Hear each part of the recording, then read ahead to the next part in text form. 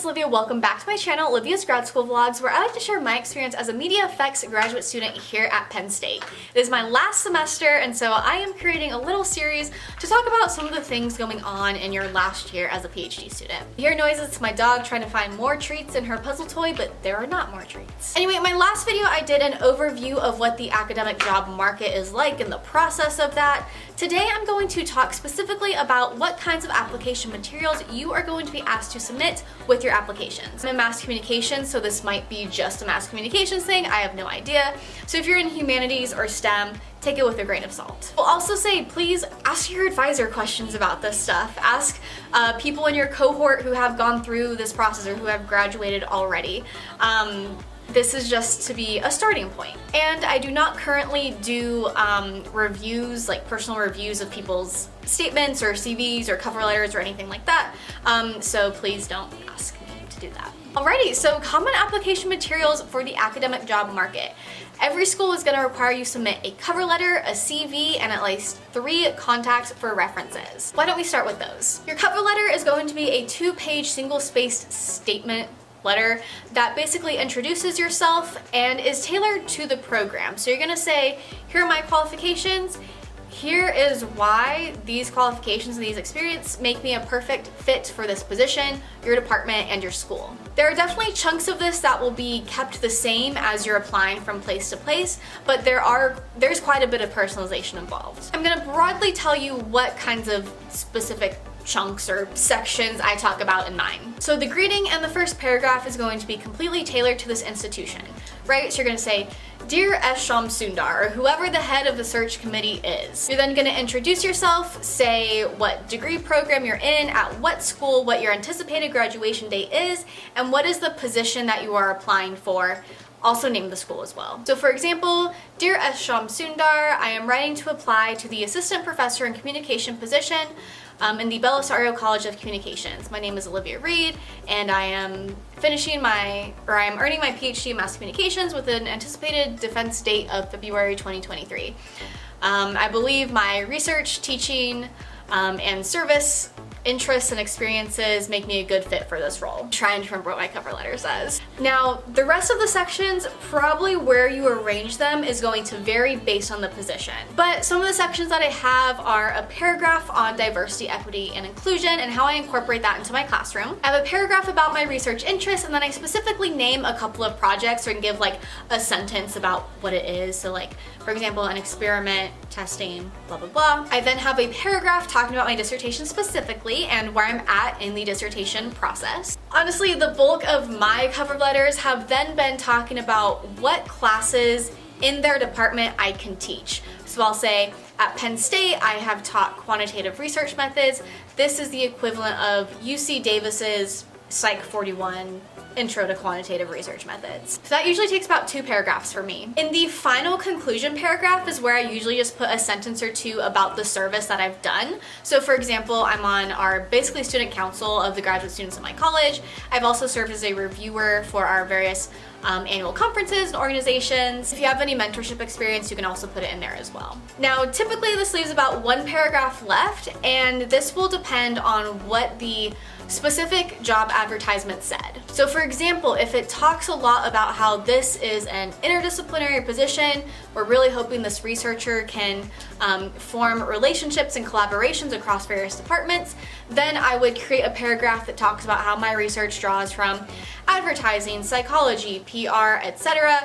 And here are the different departments at your school that I would love to collaborate with. Maybe the position talks a lot about how we're a liberal arts focused school and we really want professors to have appropriate relationships with their students and get to know their students. And so then I might have a paragraph about how I've attended my students' volleyball matches, their plays, etc. I've also seen positions that ask about, or one of their like preferred qualifications, that you can collaborate with others.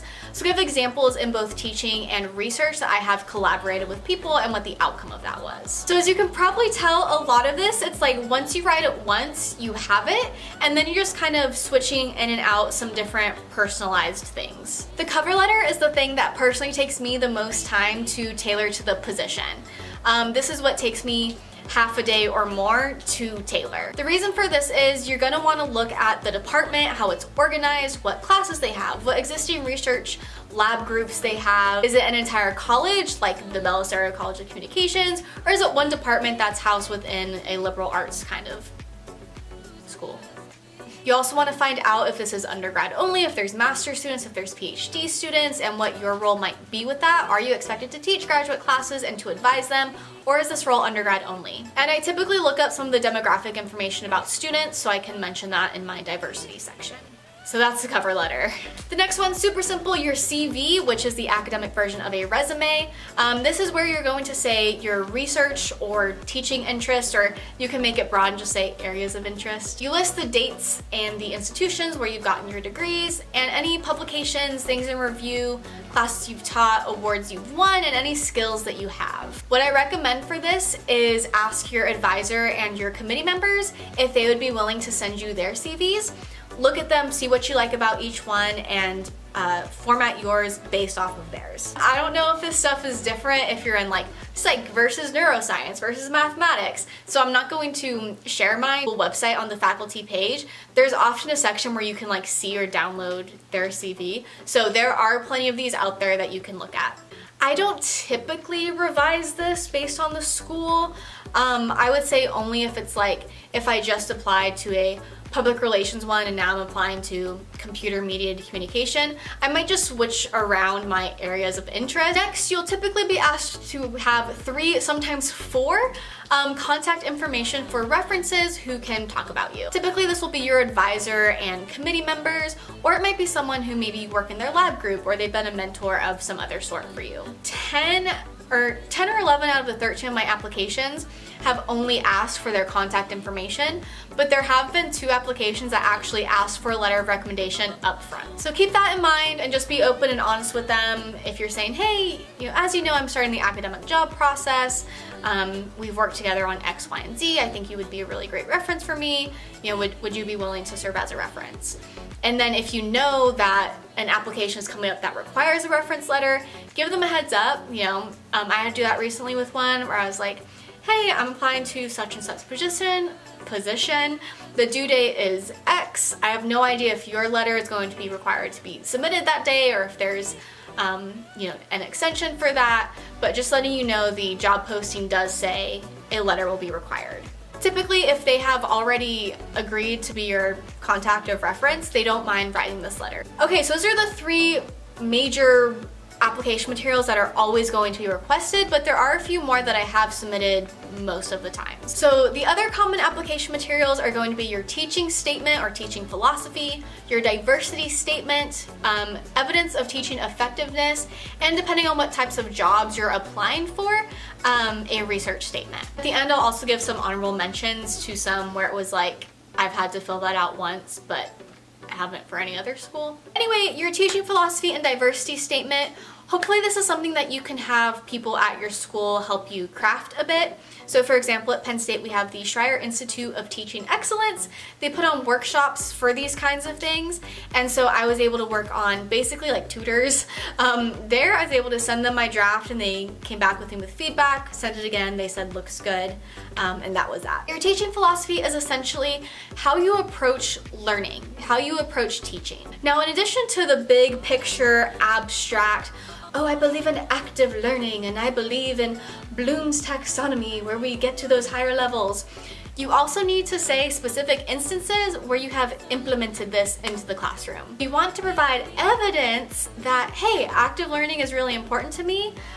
This is why, right? Show that you understand like the learning and psychology behind it, and then be able to provide several examples of, I implement this in my lecture, or I have this on my syllabus. I recommend starting to think about these particular aspects of your application, the teaching statement and the diversity statement, your second year of your PhD, just because again, you're going to need to have Oh, my dog is ripping this apart. I realized my dog was chewing up plastic, so I just gave her something she can actually eat. What I think I was saying is make sure you start working on this early, because you're gonna need to have examples from when you're actually in the classroom to talk about in your teaching philosophy. Next is the diversity statement. Now, the diversity statement, the instructions usually talk about how do you embed this in either your teaching, your research, and or service. I personally have mine personalized to teaching, and again, I don't change this across institutions.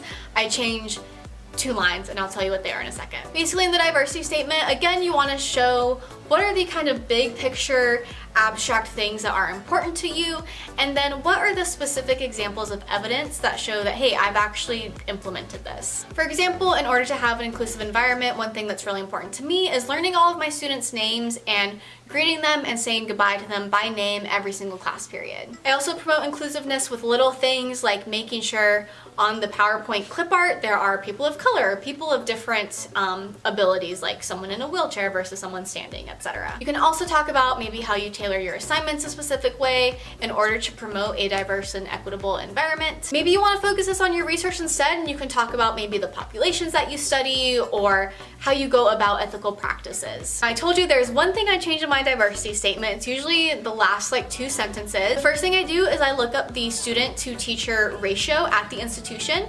and usually they have them pretty low. So I say, at Penn State, the 22-to-1 student-faculty ratio will allow me to notice small changes in my students, such as missing class or blah, blah, blah. And then I say an example of a time where I was able to notice one of my students not doing well and how I handled that and how that resolved. I also like to put in there, this will enable me to direct students to various resources at Penn State, such as, not Penn State, but wherever you're applying to. And then I actually look up, okay, what is their writing center called? What is their student success center called? So I actually take whatever their building or whatever their organization is called and place it in there to show, hey, I've done my research on your institution. I'm already aware of what resources you have to help students out. All right, so we talked about the teaching statement, the diversity statement. Next, evidence of teaching effectiveness. What does this mean? Well, if you're ever an instructor of record, at the end of the course, students will have anonymous surveys they get to take about you. That is one example of evidence of teaching effectiveness. So for example, if your student said, yes, she helped me learn a lot, oh, I really love this activity, etc., you can submit that. If you don't have the opportunity to be an instructor of record, you can still gain evidence for teaching effectiveness. What you're going to need to do though is, for example, ask if you can guest lecture in someone's classroom, and then have a faculty member come and observe you and do a write-up about you. So in their write-up, they'll say things that you did good, things that you can work on, and maybe talk about they have a good grasp on this topic, they were able to engage students, I'm confident in their teaching ability. That's basically what it says. Penn State, we're required to have faculty member 2 semesters come and observe us teaching, and so when I submit my evidence of teaching effectiveness, I'm able to submit both the anonymous student surveys as well as this letter saying what I did good, what I need to work on, etc. Okay, the last common piece that you might have to put in your application, depending on what kind of position you're applying for, is your research statement. The research statement, I think mine is, it's 1 to 2 pages, single spaced, like most of these materials are. Basically, it'll ask you, in general, what are the themes of your research, what have you done so far, and what do you see yourself pursuing in the future. I don't have too much to say about that one, other than, again, make sure you're tailoring it. So if you're applying to a position that's talking about, oh, we really want someone who does health stuff, talk about your health stuff. If you're going to a place that's more advertising focused, talk about your advertising focused work, or how your work could, even if it wasn't with the intention of being for advertising, talk about how it could easily translate in such and such way to serve this advertising purpose. All right, so those are the 7 common application materials they're going to ask you to submit, but I do have honorable mention of a few more that I have seen on job postings. Sometimes a writing sample will be requested, and they will say whether they want it to be a piece of published work or a conference paper. Sometimes it just says any completed research, so I guess it doesn't have to be either of those. Sometimes they ask for your unofficial transcripts. Sometimes they ask for a list of courses in their department you can teach. With the teaching stuff, they might also ask for a sample syllabus and a sample assignment. If you're applying to a faith-based institution, there's a really good chance they're gonna ask you to write a statement of faith that includes what church you go to and how active you are in the church. I've also seen some positions that ask for a letter from your pastor. Finally, there was one program that I applied to where they're actually creating a new degree, and so they requested a separate document asking how you would basically organize the program, what your dream description of certain classes would be, right? So they'd say, oh, we have Media Effects 101 and Research Methods in Media Effects. Describe how you would approach these classes. Roughly a page and a half. So easy to see how applying for jobs can end up taking a lot of time if you've got to personalize all of this material to each position. And a lot of it can stay consistent, but that tailoring aspect, please do not underestimate how much time it takes to do that. Well, I hope you found this video helpful. That is the end of it. If you have any other application materials that you've seen a lot, please put that in the comments down below. Alrighty, stay tuned for more videos. Next I'm going to talk about my dissertation process and adding to the service section of your CV, and yeah, any other videos you want to see about basically things I'm doing in my last year of my PhD program, let me know in the comments. Alright, I hope you guys have a wonderful day, keep drawing out loud, and I will see you guys next time. Bye!